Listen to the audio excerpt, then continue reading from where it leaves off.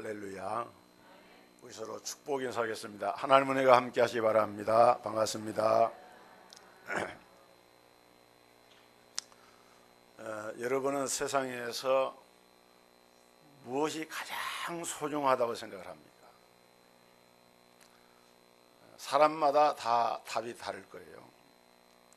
어떤 어르신은 뭐니 해도 세상에는 머니가 있어야 된다. 돈이 가장 중요하다. 이렇게 말씀하는 분도 있어요. 그러나 물론 돈이 중요한 것 중에 하나이긴 하지만은 돈으로 안 되는 것도 참 많습니다. 그래서 어떤 분은 가장 소중한 것은 생명이다. 어떤 분은 물이다. 어떤 분은 지구다. 어떤 분은 나 자신이다. 사람마다 여러 가지 대답을 할 수가 있습니다. 아마 여러분들은 무엇을 가장 소중하게 여기고 중요하게 여기느냐라고 물을 때 성경에서 그 답을 찾아야 할 줄 압니다. 성경은 두말할 것도 없이 가장 소중한 존재는 하나님이시다. 할렐루야. 여러분들 그렇게 믿으십니까? 가장 소중하신 존재는 하나님이신 거예요. 여러분, 우리 장로교인들은 위대한 이 신앙의 유산이 있는데 그것이 뭔가 하면은 웨스트민스터 신앙 고백서를 통해서 대소요리문답을 항상 우리가 마음속에 간직을 합니다. 목사 안수를 받든지 장로 임직을 하든지 권사 취임하든지 집사 안수를 받든지 이런 임직 예식을 할 때 꼭 물어보는 것이 있어요. 뭐라고 물어봅니까? 대소요리문답은 성경의 모든 진리를 총괄한 것으로 믿습니까? 라고 물을 때 아멘 하고 대답을 하게 되어 있어요. 여러분도 그렇게 대답하셨습니다. 그 소요리 문답의 제1문에 보면은 사람의 제일 되는 목적이 무엇인가? 그 답은 하나님을 영화롭게 하고 영원토록 그를 즐거워하는 것이다. 이렇게 말하고 있습니다. 그러니까 우리 인생에게 있어서 가장 소중한 존재는 하나님이시고 인생의 존재하는 목적은 하나님을 영화롭게 하고 그분을 영원토록 즐거워하는 것이 우리 인생의 본분이고 목적이다. 그렇게 말하고 있는 거예요. 물론 철학적으로 생각하면은 내가 있어야 하나님도 생각할 수 있는 거예요. 그러니까 내가 하나님이라고 하는 존재를 인식하고 경배하고 예배하기 위해서는 나라고 하는 실체가 있어야 하기 때문에 자아에 대한 성찰을 기초로 하는 이 철학에서는 나라고 하는 존재를 하나님보다 앞세울 수 있어요. 그러나 우리는 분명하게 알아야 합니다. 내가 있어야 하나님도 있는 것이 아니냐 하고 말하지만은 오히려 그 반대로 하나님이 계시기 때문에 오늘 저와 여러분이 존재한다는 것입니다. 그런데 오늘날 문제는 세상 사람들이 예수님을 믿고 섬기는 일을 굉장히 어렵게 생각을 합니다. 여러분, 하나님을 믿는 일, 복음을 믿는 것은 결코 어려운 것이 아니고 사실은 단순한 것이고 쉬운 것입니다. 그럼에도 불구하고 이 단순하고 쉬움에도 불구하고 많은 분들이 복음을 바로 알지를 못해요. 성경을 바로 알지를 못합니다. 요즘 이 스마트폰을 많이 사용하는데 나이 많이 드신 어른들은 이 스마트폰을 사용하기 어렵습니다. 또 목사님들 가운데도 제가 아는 어떤 젊은 목사님이 이 스마트폰을 잘 못하는 분이 있어요. 그런데 우리가 이 스마트폰의 이 기능을 조금만 배워두면은 아주 편하고 편리한 기계입니다. 이 스마트폰 가지고 텔레비전도 보죠, 사진도 찍죠, 인터넷도 하죠, 주소 검색도 하죠, 은행 일도 보죠, 편지도 주고받죠, 비행기 티켓도 예약도 하죠, 신문도 보고 성경도 보고 찬송가도 하고 거기 전부 올려가지고 다 할 수 있어요. 여름에는 모기도 쫓아주고요. 또 버스 노선도 알려주고 간단한 질병 같은 것은 원인이 뭔가 하는 것도 이 스마트폰에서 검색하면 금방 알 수가 있습니다.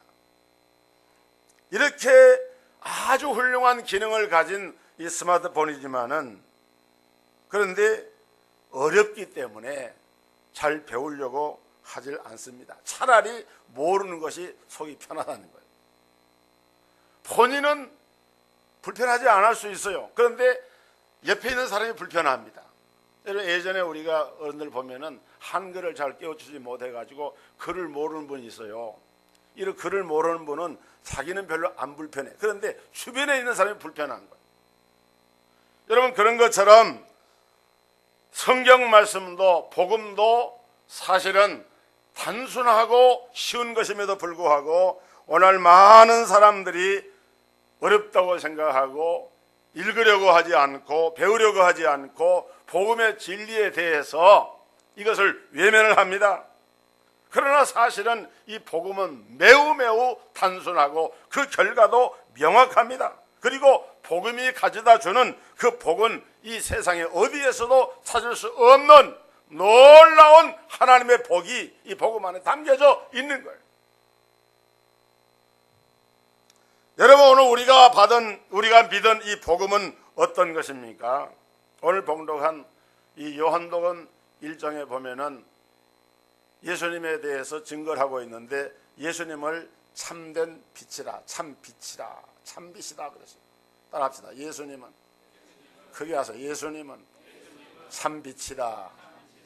참빛이라 그러니까 옛날에 어른들이 빛이 있어요. 참빛이 가늘고 머리를 빚으면은 아주 이렇게 잘 빚어지는 빛이 있는, 그것도 참빛이거든요. 그런 빛이 아니고 여기서 말하는 참빛은 참된 빛이다. 그러면 참된 빛이라고 하는 말은 그 말이 쓰여지는 것은 거짓된 빛도 있다는 얘기 아니겠습니까?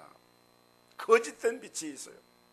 이단이나 문선명이나 신천지 이만이나 이런 것들은 거짓된 빛입니다. 여러분, 유교에서 숭상하는 공자도 참빛이 아니에요. 공자는 유교의 교훈을 통해서 어른을 공경하고 사람과 사람 사이 예절을 모르는 사람들에게 이제 참된 예절을 행해야 할 도리를 가르쳤기 때문에 공자는 이 세상의 빛이다, 참된 빛이다 이렇게 말한 분이 있는데 그렇지 않습니다. 그런 교훈이 훌륭하긴 하지만은 성경이 말하고 있는 참된 빛은 아니라는 거예요. 여러분, 석가모니 불타는 불교에서 참된 빛이라고 자랑을 합니다. 석가는 인생의 덧없음을 가르치면서 지나친 욕심을 버리고 살 것을 말하면서 함부로 살생을 하지 말라고 하면서 생명 존중을 가르치는 그러한 도리를 가르쳤어요. 그래서 석가모니의 그 가르침은 참된 빛이다 라고 말하기도 합니다. 그러나 석가모니의 가르침이 참된 빛이 될 수가 없어요. 소크라테스는 내 자신을 알라 라고 외치면서 많은 사람들에게 철학적인 질문을 통해서 인생에 대한 근본을 돌아보게 하는 그와 같은 가르침을 주었지만은 참된 스승이었지만은 역시 그도 참된 빛은 아닌 것입니다. 오직 참된 빛은 예수 그리스도. 할렐루야, 할렐루야. 세례 요한이 나타나가지고 예수님을 증거하니까 사람들이 그가 빛인 줄 알았어요. 그랬더니 세례 요한은 증거하기를 나는 참된 빛이 아닙니다. 나는 이 빛을 증거하러 온 사람입니다. 참된 빛은 따로 있습니다. 그분이 누구냐? 예수 그리스도다. 그렇게 세례 요한은 증거를 했어요. 여러분, 참 빛이냐 참된 빛이 아니냐를 어떻게 구별할 수가 있느냐? 그 존재가 영원하냐 아니면은 일시적이냐에 의해서 구분을 할 수가 있어요. 그리고 그 열매가 무엇인가를 보면은 참된 빛인가 아닌가를 알 수가 있습니다.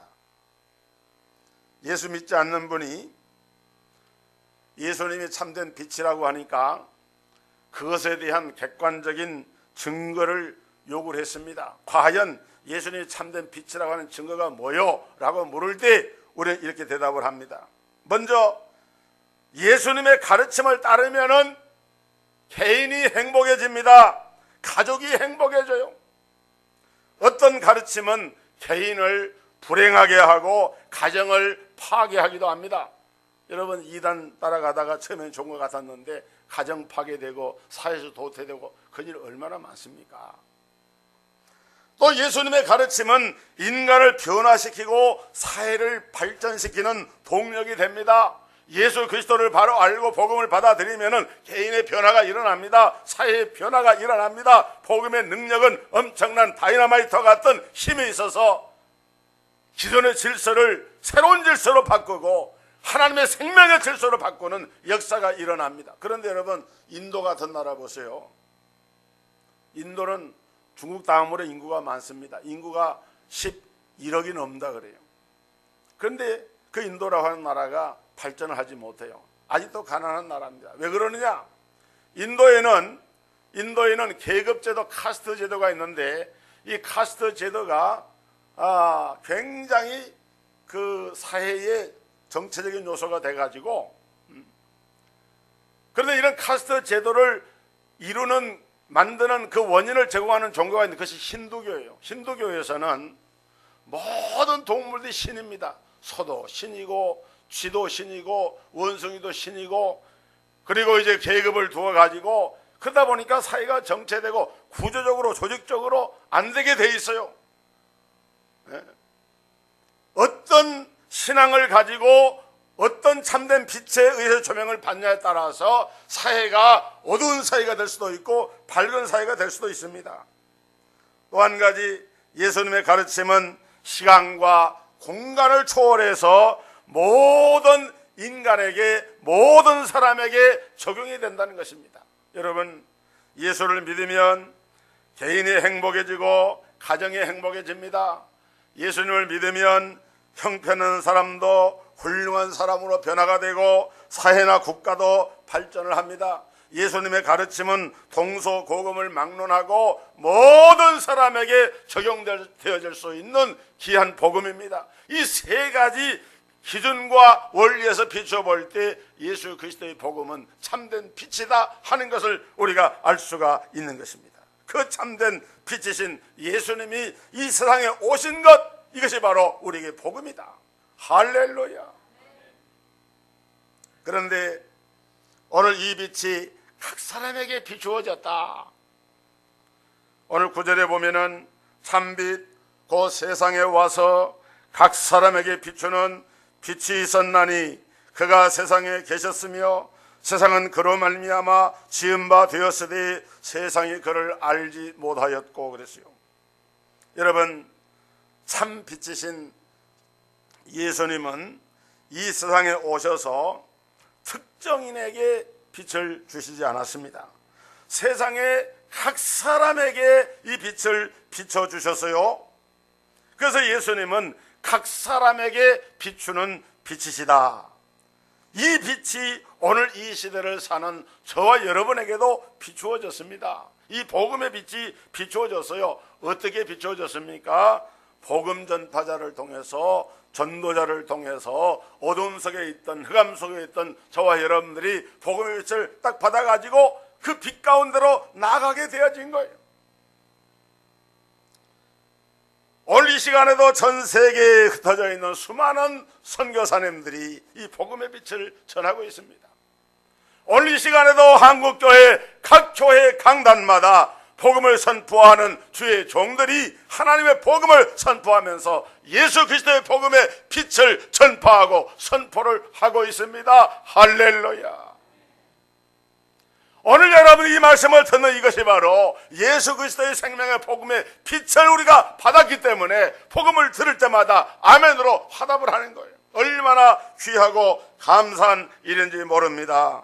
그런데도 이 복음의 빛이 비추어지는데도 사람들이 예수님을 알지 못하고 복음의 빛을 꺼려하고 오히려 복음의 빛이 비추어질 때 어두운 데로 자꾸 들어갑니다. 오늘 성경에 보니까 그가 세상에 계셨으며 세상은 그로 말미암아 지은 바 되었으니 세상이 그를 알지 못하였다. 그래서 알지 못하였다. 왜 알지 못하느냐? 죄와 허물 때문에 빛 가운데로 나가게 되면은 자기의 죄와 허물이 다 드러나게 되니까 숨어버리고 빛을 거부하는 것입니다. 더욱더 심각한 것은 이러한 세상에 우리 주님이 당신이 창조하신 이 지구상에 오셨는데도 당신이 만든 모든 자기 백성들조차도 주님을 받아들이지 않고 외면을 했다. 성경은 그렇게 말씀을 합니다. 자기 땅에 오매 자기 백성이 영접지 아니하였으나, 이 얼마나 안타까운 일입니까? 자기 땅에 왔는데 자기 백성이 영접하지 아니했다. 여러분, 그들 가운데 유대인들이 있습니다. 그들은 여호와 하나님을 잘 섬긴다고 자랑하던 사람들입니다. 그런데 하나님의 보내신 자 참된 빛으로 세상에 오신 예수 그리스도가 이 땅에 오셨을 때에 저들은 외면을 합니다. 베들레헴 말구 위에서 주님이 태어나실 때에 그 주님을 모실 만한 방이 없었습니다. 헤로드의 궁은 찬란하고 아름다웠지만은 그 궁 안에서도 예수님을 영접하는 사람이 없었어요. 그리고 저들은 예수님을 공생에 이제 나아가서 복음을 증거하고 전파하기 시작할 때에 아주 정적적으로 나서서 박해를 하고 회방을 하기 시작을 해서 결국은 예수님을 십자가에 못 박아 죽이는 무서운 죄를 범하고 맙니다. 여러분, 이러한 빛으로 오신 주님의 빛을 오늘 우리에게 비춰주심으로 그 주님을 영접하게 되면은 놀라운 특권이 주어지는데, 오늘 본문 12절에 보니까 영접하는 자, 곧 그 이름을 믿는 자들에게는 하나님의 자녀가 되는 권세를 주셨다.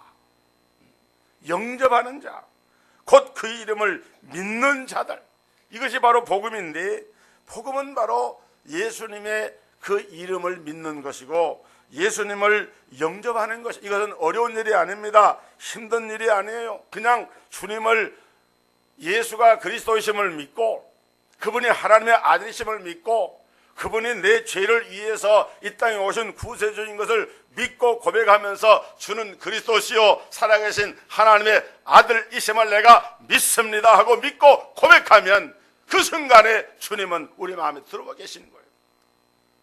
볼지어다 내가 문 밖에서 문을 두드리노니 누구든지 내 음성을 듣고 문을 열면 내가 그에게로 들어가 그로 더불어 먹고 그는 나로 더불어 먹으리라. 주님이 말씀한 대로 주님은 사람들의 마음 밖에서 지금도 문을 두드리시면서 나를 영접하라, 나를 믿으라, 주님은 말씀을 하고 계시는 것입니다.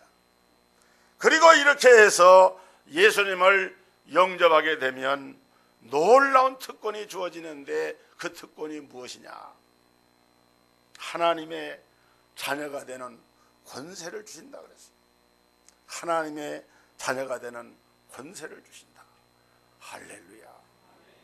여러분, 이 얼마나 놀라운 일입니까? 하나님의 자녀가 된다라고 하는 말은 하나님이 나의 아버지가 되신다는 거예요. 할렐루야. 하나님이 나의 아버지가 되신다고 하는 것은 우리에게 엄청난 백그라운드가 생겨진 거예요. 저는 이제 말씀을 준비하면서도 우리 한국교회에 130년 전에 복음이 들어올 때 그 초창기에 선교활동을 했던 선교사님들의 그런 이야기들을 우리 한국교회가 영상으로 만들어서 이렇게 5분, 7분, 3분 짧은 선교사님들에 대한 그런 이야기들을 엮은 그런 시리즈물이 있어요. 그걸 하나하나 이렇게 보면서 정말 감동스러운 그런 장면들을 보면서 우리 대한민국이 정말 복받은 나라고, 우리가 예수의 복음이 증거되고 전파되어서 오늘날 우리가 예수를 믿게 된 것이 얼마나 귀하고 감사한 일인가 하는 것을 그 영상을 보면서, 그 글들을 보면서 다시 한번 저는 감동을 받고 있습니다. 여러분, 오늘 우리의 신분의 변화가 이루어집니다. 권세라고 하는 것은 파워, 하나의 힘인데, 예수님을 영접하는 자, 곧 그 이름을 믿는 자들에게는 하나님의 자녀가 되는 파워, 하나님의 자녀가 되는 권세, 놀라운 권세를 하나님 우리에게 주셔서 여러분이 권세가 주어지면 죄의 종, 사탄의 종에서 하나님의 자녀가 됩니다. 보호받을 권리, 체험을 받을 권리, 기도응답의 권리, 그리고 영생을 누릴 권리가 주어졌기 때문에 흑암의 세력이 정죄하지 못하고 원수 마귀가 침범하지 못하도록 세상을 이길 수 있는 담대한 믿음을 주셔서 승리하게 하시는 이런 복음의 권세가 오늘 저와 여러분에게 주어져 있는 거예요. 할렐루야.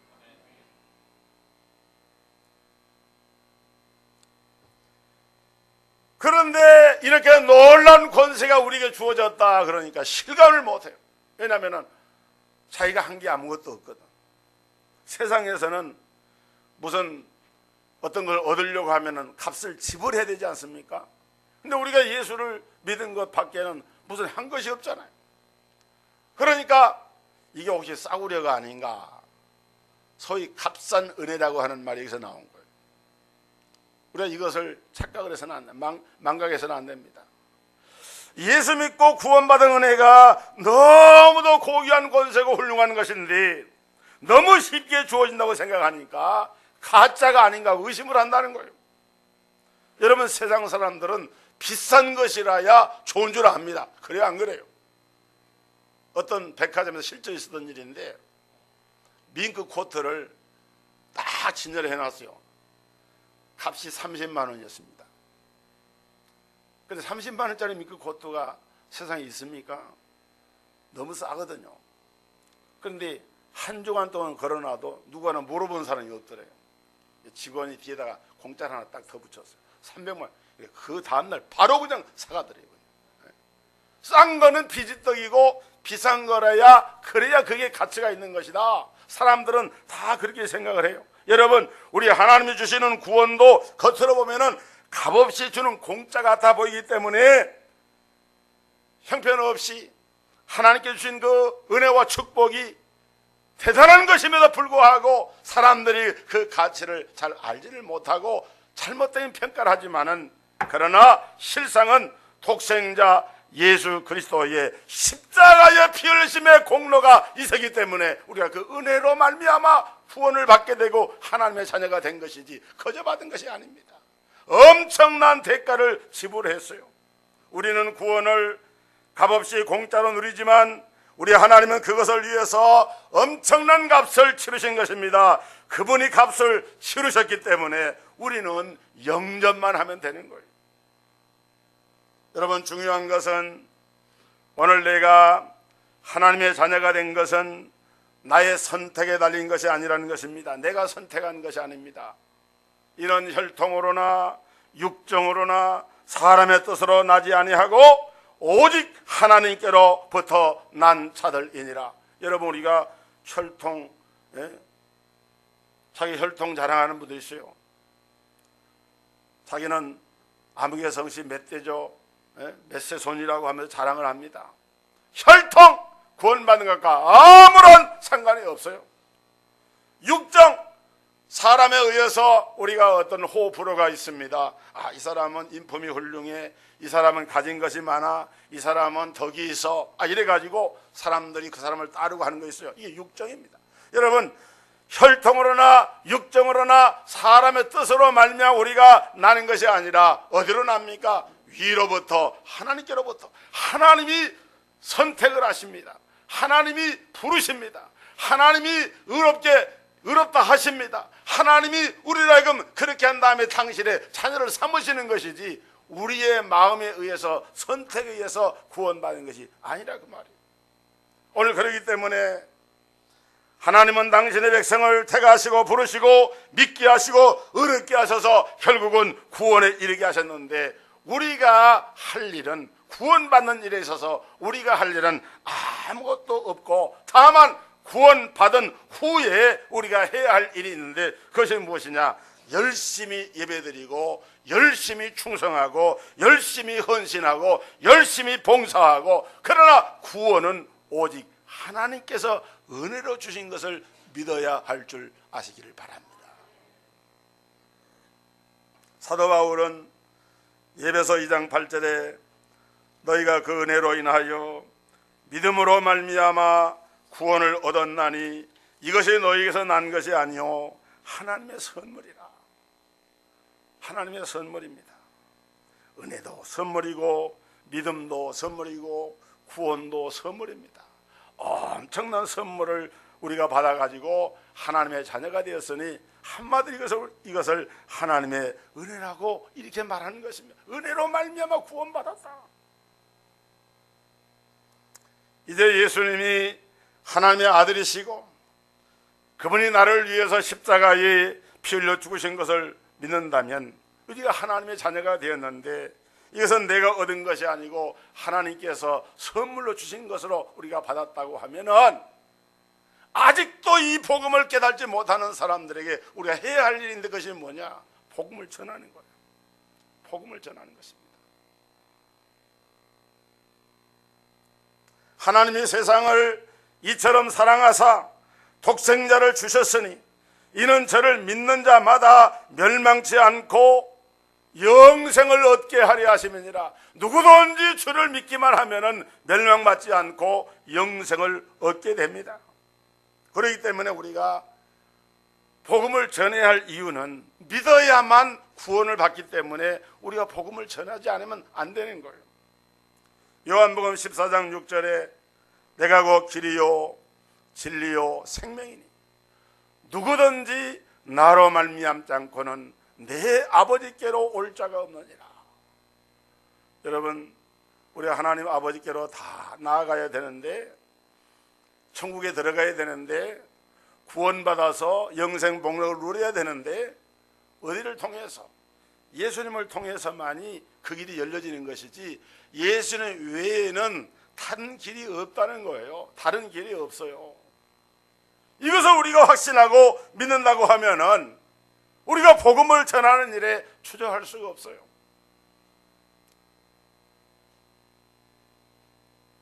그래서 저는 오늘 여러분에게 말씀을 전하면서 여러분 우리 동석교회 부흥되기 원하시죠? 크게 하면 합시다. 부흥되기 원하시죠? 네, 다 부흥되기 원합니다. 그런데 부흥되게 하려고 하면 길이 있습니다. 우리가 전도하면 됩니다. 전도하면 돼요. 이제 오늘 신년 둘째 주일인데 여러분 지난번 성공여신 예배 드리면서 중보기도자를 위해서 이렇게 새로 중보기도자를 추첨을 해서 여러분 마음속에 담고 기도하고 계시잖아요. 중보기도자를 위해서 여러분이 기도하시고 더불어서 여러분 마음속에 기도할 것이 있는데 무엇인가 하면은 내가 전도해야 될 전도 대상자를 적어도 마음에 한 사람을 다 꼽으십시오. 그리고 금년 2016년도는 어떻게 해서든지 한 사람이라도 내가 반드시 전도해야 되겠다. 단 한 영혼이라도 내가 전도해야 되겠다. 그렇게 마음을 다지시기를 바랍니다. 다짐을 하시기 바랍니다. 아멘. 아멘.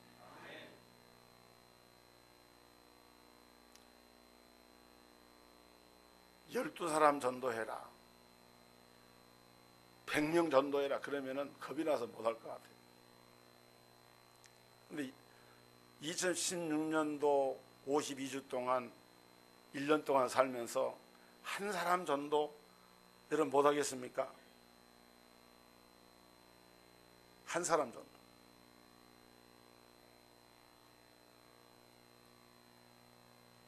할 수 있어요. 그래서 그 사람을 위해서 기도를 하세요. 특히나 여러분의 가족 가운데, 여러분의 부모나 형제나 자녀 가운데 믿지 않는, 아직도 예배당에 나와서 예배드리지 못하고 있는 이런 가족이 있다고 하면은 목숨을 걸고 기도를 하세요. 목숨을 걸고. 아니 해외 선교사로 나가서 복음을 전하기도 하는데 왜 내 가족 내 형제를 예수 믿어서 구원받는 게 이렇게 너무도 소중하고 복된 일인데 이 구원의 축복을 누리지 못한다고 있다고 하면은 그 책임이 우선 나에게 있는 것 아니겠어요?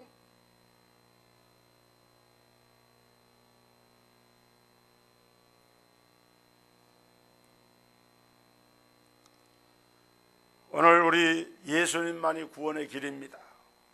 믿으시기를 주의 이름으로 축원합니다. 다른 종교에 구원이 있다고 하는 주장하는 종교다원주의를 믿지 마세요. 사탄의 속임입니다. 오직 예수 외에는 다른 길이 없는 거예요. 뿐만 아니라 믿는 자는 놀란 복이 있습니다. 어떤 복입니까? 이제 말씀한 대로 하나님의 자녀가 됩니다. 신분이 변화가 됩니다. 죄의 종이었던 사람이, 사탄의 종이었던 사람이 하나님의 자녀가 되었다고 하는 것은 놀라운 복을 받은 것입니다. 하나님의 자녀는 믿음이 아니고서는 어떤 방법으로 될 수도 없어요. 하나님의 자녀가 반드시 되어야 됩니다. 하나님의 보호를 받아야 됩니다. 하나님 아버지로부터 모든 채용을 받아야 됩니다. 하나님께서 우리의 목자가 되셔서 우리의 모든 삶을 인도해 주시도록 자녀로서의 모든 것을 누릴 수 있는 그런 특권들이 예수를 믿는, 예수를 영접하는 그 믿음 하나만으로 이루어지는 거예요. 이것을 우리가 놓쳐서는 안 돼요. 영접하는 자, 곧 그 이름을 믿는 자들에게는 하나님의 자녀가 되는 권세를 주셨다. 그리고 주님은 너희는 온 천하에 다니면서 만민에게 복음을 전파하라. 믿고 세례를 받는 사람은 구원을 얻을 것이요 믿지 않는 사람은 정죄를 받으리라. 제가 어저께 저녁에 박영규 목사님이라고 합동교단의 원로 목사님입니다. 성남고등학교를 설립하고 자기 재산이 2천억이에요. 목사님인데 저 북한의 황해도에서 피난 내려와가지고 6.25 때 어렸을 때에 고아원에서 자란 분이, 그런데 목사가 돼서 학교를 설립하고 전국에 복음을 전하고, 그런데 이분이 하나님의 은혜로 천국과 지옥을 경험해가지고 여기 금난교에 오셔가지고 거기에서 그 간증 집회하는 그 내가 테이프를 한 100분 정도 되는 테이프를 이렇게 봤어요. 그분은 제가 잘 아는 분이. 그런데 그분이 그 천국의 실상과 지옥의 실상을 보고 오니까 세상에 가진 것이 아무 의미가 없는 거예요. 그래서 그 재산 전부 다 이제 다른 사람이 다 줬습니다. 환원하고 자기는 오직 예수 복음, 천국과 지옥의 복음만을 전하겠다라고 하면서 그 증거하는 말씀을 증거하더라고요. 금남교회에서. 온 천하에 다니면서 복음을 전파하라. 믿고 세례를 받는 사람은 구원받지만은 믿지 않는 자는 정죄를 받으리라. 그러면서 지옥에 대해서 설명하는데 이 강단에서 낫을 갖다가 대놓고 도끼를 갖다 내놓고 창을 갖다 내놓고 못을 갖다 내놓고 막 실물 교육을 막 하는데요. 정말 그 간증을 들어보면서 마음에 감동이 돼요. 주님은 승천하시면서 마지막 남긴 말씀이 복음을 전파하라. 그래서 오늘 또 우리가 믿게 되는 것이고, 오늘 우리에게 이 주님은 이 복음 전도를 명령하신 것입니다. 이제 말씀을 마치려고 합니다. 제가 아는 어떤 목사님이 페이스북에다가 글을 올려놨는데 글 내용이 이런 거예요. 휴대폰이 고장이 나서 수리센터에 맡겼습니다. 수리하는 동안 둘째 딸의 휴대폰을 빌렸는데 하루당 1,000원에 빌려 쓰고 있습니다. 딸이 사용료를 내라고 합니다. 무서운 세상입니다. 휴대폰이 아빠가 고장 나니까 딸이 둘이 있는데 둘째 딸 아이가 휴대폰을 이제 빌려서 쓰는, 아빠가 빌려 쓰는 거예요. 그런데 그 빌려 쓴다고 하루에 1,000원씩 사용료를 내라, 그 손을 낸다는 거예요. 이 목사님 무서운 세상이라고. 근데 사실은 그 휴대폰도 아버지가 휴대폰 이제 만들어주고 월 돈도 아버지가 돈 내는 돈이에요. 그런데 불구하고 그 돈을 내라는 거예요. 가만히 이런 생각해 보면은 오늘 우리도 하나님께로부터 받지 않은 거 아무것도 없습니다. 하나님께로부터 다 받아가지고 빌려 쓰면서 하나님께서 좀 사용하려고 그러면은 하나님 내 거 사용하는데 사용료 좀 내십시오. 나 좀 이래봬도 바쁜 몸입니다. 주의 일 좀 하자 그러면은 내가 바빠서 그러는데요. 하나님 내게 일 좀 시키려고 하면은 뭐 좀 다른 것 좀 줘야 됩니다. 이따일 하면서 하나님 앞에 자기 권리를 주장하지 않나 이거예요. 사랑하는 성도 여러분, 오늘 우리가 갖고 있는 것 다 하나님이 주신 것, 생명도 하나님이 주신 것, 하나님이 우리 생명 거두시면 그냥 돌아가는 게 우리 인생입니다. 착각하지 말고 하나님의 것 가지고 살면서 하나님이 좀 일 좀 하자고 하면은 사양여매라고 하는 이런 어리석은 말 하지 말고 하나님 앞에 단순한 복음, 내 형제, 내 자녀, 내 이웃들에게 전해서 구원받게 하고 하나님 주신 사명, 이것을 명한 주님의 명령을 따라서 순종함으로써 여러분 금년에는 우리 동석교회가 큰 부흥이 있기를 주의 이름으로 축원합니다. 기도하십시다. 하나님 아버지, 예수 그리스도의 복음을 통해서 어두운 세상에 참된 빛을 비춰주시고 영접하는 자, 곧 그 이름을 믿는 자들에게는 하나님의 자녀가 되는 권세를 주셨는데 이 놀라운 은혜를 우리에게 주신 하나님을 찬양합니다. 주여, 기도하고 있기는 아직도 어둠 속에 있는 우리의 형제 이웃들을 복음을 전해서 저들을 구원하여 하나님 앞에 영광 돌리는 우리 모든 성도들의 삶이 되도록 2016년도 한 해를 하나님께서 인도하시고 축복하여 주옵소서. 예수 그리스도 이름으로 기도하옵나이다. 아멘.